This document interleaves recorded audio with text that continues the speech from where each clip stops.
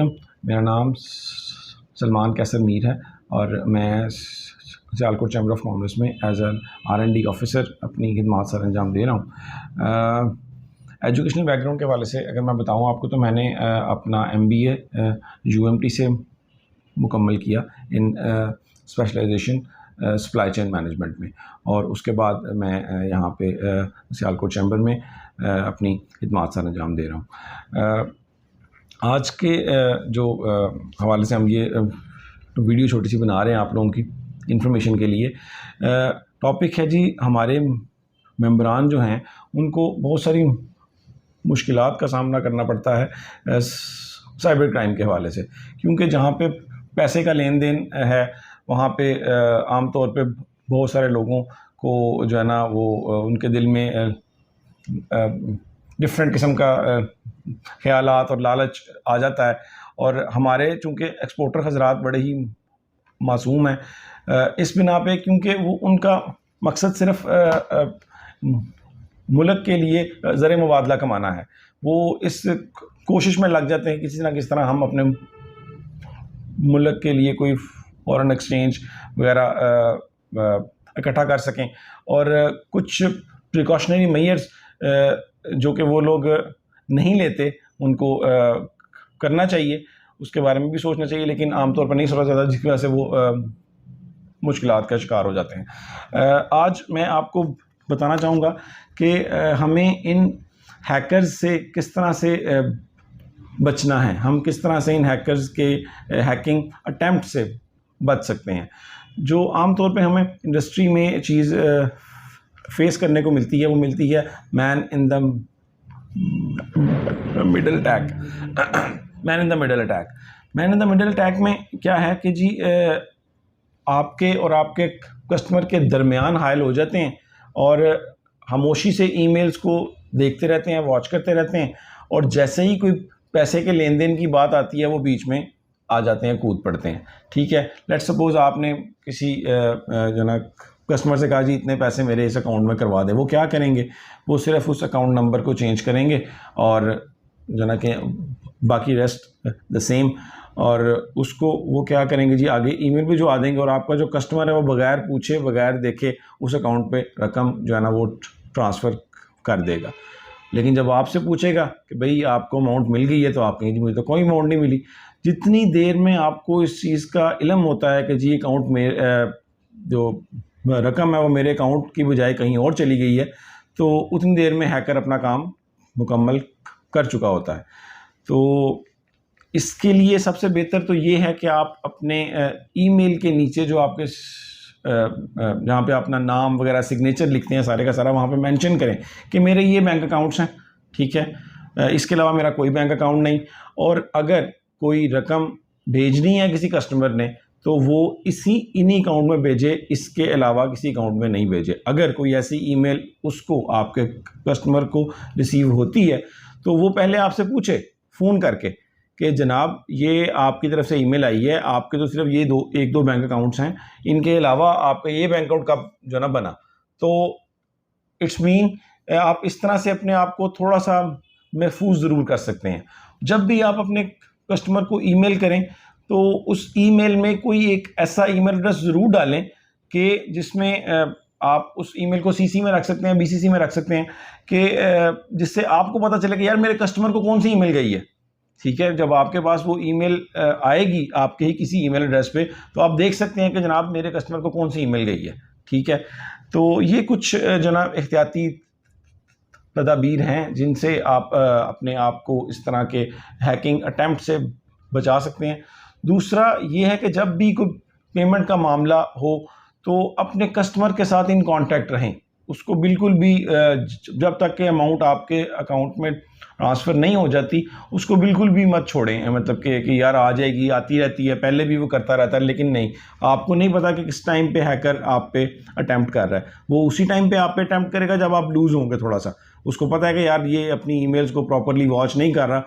ये लोग किसी भी बंदे को अटैम्प्ट करने से पहले उसकी हैबिट्स को वॉच करते हैं कि यार ये क्या पैटर्न है इसका, कब ये ईमेल ओपन करता है, कब ये ईमेल करता है, कब ये बिल्कुल भी अपने कंप्यूटर पे नहीं होता। वो इन सारी चीज़ों को वॉच करने के बाद ही किसी बंदे पे अटैम्प्ट जो है ना वो करते हैं। तो इस तरह से आप अपनी ईमेल्स को सेव रख सकते हैं। दूसरा आपके मोबाइल पे आपके जो है ना लोग हैकिंग अटैम्प्ट्स करते हैं। आपको पता है आजकल व्हाट्सएप का दौर है और हर बंदा जो ना इसको इस्तेमाल भी करता है, स्मार्टफोन है हर एक के पास। तो आपका व्हाट्सएप ही आपका बिज़नेस है आजकल, ठीक है। व्हाट्सएप के थ्रू ही लोग बिज़नेस करते हैं। अगर आपका व्हाट्सएप, लेट्स सपोज आप 1 मिनट के लिए सोचें कि अगर वो व्हाट्सएप ही आपका ख़त्म हो जाए, हैक हो जाए, आपके सारे कॉन्टैक्ट्स, आपकी सारी डील्स उधर ही हो रही होती हैं, ठीक है, तो आप क्या करेंगे? आपको क्या होगा जी, एक कोड आएगा, ठीक है जी, फिर आपको एक फ़ोन आएगा जनाब के इस तरह से जी आपको एक कोड आया गया, आपके बैंक की तरफ से कोड भेजा गया, आपको कुछ अपग्रेड करने वाले हैं हम, तो आप ये कोड प्लीज़ बता दें। आपने वो कोड बताना है और आपका वो पूरा अकाउंट, पूरा आपका जो सिस्टम है, कॉन्टैक्ट लिस्ट हैं, जो भी आपका पर्सनल डाटा था, वो सब के सब हैकर के पास चला गया और उसके बाद आप उसको लाख रिट्रीव करने की कोशिश कर लें, आप उसको रिट्रीव नहीं कर पाएंगे, ठीक है। इंस्टेड के कोई जो है ना वही अकाउंट आपको दोबारा वो पिन नंबर आपके पास आए दोबारा, तो उसके बाद आप उसको रिट्रीव कर सकते हैं, अदरवाइज़ आप उसको रिट्रीव नहीं कर सकते, ठीक है। और ये इतना बड़ा सेटबैक है, इतना बड़ा सेटबैक है कि यार आजकल के दौर में अगर आपका व्हाट्सएप पे जो आपका डाटा या आपके कॉन्टैक्ट्स मौजूद हैं, अगर वो चले जाएं तो आप किस तरह से उसको जो है ना वो अपने काम को किस तरह से चला सकते हैं, आप खुद इस बात को सोच सकते हैं। तो कभी भी अपना पिन कोड, OTP आपने किसी को भी जो है ना वो नहीं प्रोवाइड करना। एक और भी हैकिंग की किस्म जो आजकल यहाँ पे चल रही है वो है जी, आपको अचानक एक फ़ोन आ गया, ठीक है जी, वो जी मैं आपका दोस्त बात कर रहा हूँ, उस तरह से आप बिल्कुल आपके दोस्त की आवाज़ ही लगेगी आपको, आपने कहना है हाँ यार ये तो वाकई मेरा दोस्त है। इस हैकिंग अटैम्प्ट का एक नया जो ना वो हैकर्स ने एक नया तरीका निकाला है। इस किस्म की हैकिंग को हम हैकिंग की फॉर्म में कहते हैं जी विशिंग। ये वॉइस के थ्रू जो है ना आपको हैक करने की कोशिश करते हैं। जी मेरे अकाउंट में इतने पैसे आप ऐड करवा दें, मैं इस टाइम बड़ी मुश्किल में फंस गया हूँ, तो आप मेरी हेल्प करें। आपने कहना यार ये तो मेरा दोस्त है, तो वाकई आ गया मुश्किल में, तो मैं इसकी हेल्प करता हूँ। जब भी कभी आपको ऐसी कॉल आए किसी नंबर से, तो आपने पहला काम क्या करना है, आमतौर पे इंसान के हवास उस टाइम उसके साथ नहीं देते, लेकिन अपने आप को स्टेबल करने के बाद आपने पहला काम क्या करना है, अपने उस दोस्त को फ़ोन करना है कि यार वाकई तुम्हें इन पैसों की ज़रूरत है कि नहीं। हमारे कितने जानने वाले लोगों में जी मुझे फ़ोन आया मामू का, उन्होंने कहा बेटा इतने पैसे तो ज़रा अकाउंट में कराना, मैं एक जगह पे हूँ, मेरा वॉलेट जो है ना मिस हो गया, तो मेरे अकाउंट में इतने पैसे करवा दो प्लीज़, मैं एक जगह बैठा हूँ। तो उन्होंने जाके करवा दिए और उस नंबर पे कॉल की ही उसके बाद करते रहे, उसके बाद कोई रिस्पांस उनको नहीं मिला। तो क्या है, अगर इंसान थोड़ा सा स्टेबल रहे ऐसे मौके पे, अपने दिमाग को हाजिर रखे अगर उस टाइम पे, तो ऐसे अटैम्प्ट से वो ऐसे किस्म के हथकंडों से बच सकता है, ठीक है। तो कभी भी आपने डायरेक्टली पैसे ट्रांसफ़र नहीं करवा देने उसको, आपने उस बंदे को फ़ोन करना है और उसको पूछना है कि भाईजान वाकई आपको पैसों की ज़रूरत है, तो आप उसको वाकई करें, नहीं तो आप उसको बिल्कुल भी उस कॉल को इग्नोर कर दें। अक्सर आपको फ़ोन एक ये भी रिसीव होगा, जी उस बैंक से बात कर रहे हैं, फ़लान बैंक से, आपका उस बैंक में अकाउंट है, वो उन्होंने पूरी जो ना हर चीज़ की फील्डिंग की होती है कि यार ये बंदा है, इसका किस बैंक में अकाउंट है, ये कहाँ जाता है, किधर बैठता है, कहाँ उठता है, तो वो हर चीज़ को मद्देनज़र रखने के बाद वो आपको जो है ना अपना शिकार बनाते हैं, ठीक है। तो उस टाइम आपने क्या करना है, आपको बैंक से फ़ोन आ रहा है, जी मेरे बैंक से फ़ोन है, आपका क्रेडिट कार्ड एक्सपायर हो गया जी, होने वाला है, तो हम आपको नया क्रेडिट कार्ड भेज रहे हैं विद दिस एक्स्ट्रा लिमिट और ये बेनिफिट्स दे रहे हैं आपको, आपके नंबर पे एक OTP भेजा है हमने, वो ज़रा प्लीज़ हमें भिजवा दें। कभी भी उनको नहीं भिजवाना। अव्वल तो वो जो लोग फ़ोन करेंगे, पहली उनकी पहचान क्या है, उनकी पहली पहचान क्या है जी, वो आपको किसी मोबाइल नंबर से फ़ोन करेंगे। अगर बैंक आपको फ़ोन कर रहा है कोई, तो डेफिनेटली बैंक अपना UN नंबर यूज़ करेगा या किसी PTCL नंबर से कॉल करेगा।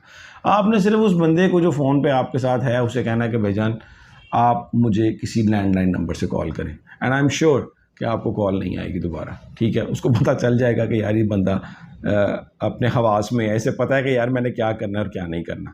अगर दोबारा वो आपको किसी लैंडलाइन से अटैम्प्ट करने की कोशिश भी करता है तो आपने कहना जी मेरे अकाउंट का पूरा नाम बताएं ज़रा, और आई एम श्योर कि वो आपकी कॉल को उसी टाइम काट देगा। ये दो आपने काम सिर्फ करने हैं। ये दोनों काम क्या है, सिर्फ आपकी हाजिर दिमागी, कि आपने फ़ौरन पैनिक नहीं कर जाना, एक्साइटेड नहीं हो जाना कि यार ये काम तो बड़ा अच्छा है मेरे लिए। आपको कोई ऐसी ऑफ़र देंगे जिसमें आप कहेंगे यार इसमें तो मेरा बहुत फ़ायदा है। पहले किसी ज़माने में शायद आपने सुना लॉटरी वाला फॉर्म निकलता, अब ये लॉटरी की नई किस्में आ चुकी हैं, ठीक है जी। अब भाई आपने कोई लॉटरी अप्लाई ही नहीं की, आपने किसी लॉटरी के लिए अप्लाई ही नहीं किया, तो आपकी लॉटरी किस तरह निकल सकती है? बड़ी आम फहम सी बात है। तो ये कुछ हैं चीज़ें इस तरह की। अपने पासवर्ड्स जो हैं आपके, उनको कॉन्टीन्यूसली चेंज करते रहें, even after every 2 to 3 months अपने पासवर्ड्स को आप चेंज करें, क्योंकि और पासवर्ड्स अपने आसान नहीं रखने। हमारे एक दोस्त हैं, उनसे कहा जी उनसे पूछा गया कि पासवर्ड क्या है? यार पासवर्ड मेरा बहुत टेक्निकल है। उनका भाई क्या पासवर्ड है? यार पासवर्ड है फातिमा 1 2 3। यार ये क्या टेक्निकल पासवर्ड है? तो बड़ा इजी सा पासवर्ड है। कोई भी अगर आप इसके ऊपर सॉफ्टवेयर यूज़ करेंगे तो इजीली आप इसे क्रैक कर सकते हैं। पासवर्ड आपका मुश्किल होना चाहिए ताकि जो अटैम्प्ट भी कर रहा है कोशिश करने आपके अकाउंट को हैक करने की, उसको मुश्किल पेश आए। लेकिन अगर पासवर्ड आपने रखा हो डिफ़िकल्ट तो आप उसको इतनी ज़्यादा कोई इशू नहीं होता, वो अनअसेसेबल जो ना होता है वो आपका पासवर्ड। तो उसको रेगुलर चेंज करते रहें, और कभी भी एक ही पासवर्ड हर एक अकाउंट का नहीं रख देना। आजकल तो काफ़ी सारे अकाउंट्स हैं, ऐप है आपकी, डिफरेंट फेसबुक अकाउंट है और डिफरेंट आपके अकाउंट है, सबका एक पासवर्ड नहीं रख देना, डिफरेंट पासवर्ड्स रखें, ठीक है। और उनको नोट करने के लिए अपने पास कोई ऐसी यूएसबी रखें जो कभी भी किसी इंटरनेट वाले कंप्यूटर के साथ आपने अटैच नहीं करनी, उसमें उसको जो है ना सेव करें, या कोई ऐसी डायरी या कोई भी ऐसी चीज़ जिसमें आप उसको सेव कर सकें, क्योंकि पासवर्ड्स भी इतने ज़्यादा हैं, अकाउंट्स भी आजकल इतने ज़्यादा हैं, याद रखना मुश्किल रहता है। लेकिन इसको अपनी हैबिट बनाएं कि अपने हर अकाउंट के पासवर्ड को आपने डिफरेंट रखना है और मुश्किल रखना है। और एक अपनी यूएसबी ऐसी ज़रूर रखें अपने पास जो कि कभी किसी इंटरनेट वाले सिस्टम के साथ कनेक्ट नहीं किया आपने, ठीक है। अक्सर मैसेजेस आपको रिसीव होते हैं जी कि हमें इतने पैसे करवा दें, हम हॉस्पिटल में हैं बैठे हुए। ये भी डिफरेंट जो ना लोगों की फॉर्म में पैसे हथियाने की, तो कभी भी ऐसे मैसेजेस को आपने रिप्लाई नहीं करना, ठीक है। ये हैं कुछ बेसिक प्रिकॉशंस जो कि आपको लेनी चाहिए, और इसमें सबसे इम्पॉर्टेंट चीज़ है आपकी हाजिर दिमागी। आपने अपने आप को स्टेबल रखना है, ठीक है। कभी भी किसी भी सिचुएशन में आपने पैनिक नहीं करना, ओवर एक्साइटेड नहीं होना। और आई एम श्योर इंशाल्लाह ताला कि अगर आप एक्साइटेड नहीं होंगे, इतना ज़्यादा पैनिक नहीं करेंगे, तो you can handle the situation.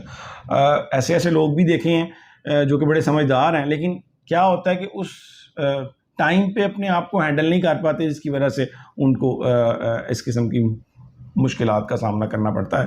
तो ये मेरा मैसेज सिर्फ इसलिए मैं बताना चाह रहा हूँ कि ये चीज़ें बहुत आम हो चुकी हैं, और आजकल के दौर में अगर इस तरह का कोई आपको अटैम्प्ट हो जाए तो किसी के लिए वंस जो कि एक आम बंदा है, उसके लिए दोबारा उठना, इस चीज़ से निकलना एक बहुत मुश्किल अमल बन जाता है। तो आप महफूज अगर रहेंगे तो आपका बिज़नेस अगर सिक्योर होगा तो हम लोगों से ज़्यादा खुशी किसी को नहीं होगी। हमारे मेंबरान अगर सिक्योर रहेंगे तो सियालकोट चैम्बर भी उनके लिए काफ़ी तगोदो करता है दिन रात। इसीलिए हमने एक स्पेशल डिपार्टमेंटल कमेटी बना रखी है जो कि इस किस्म के इश्यूज़ को डील करती है, साइबर क्राइम के मैटर्स को डील करती है।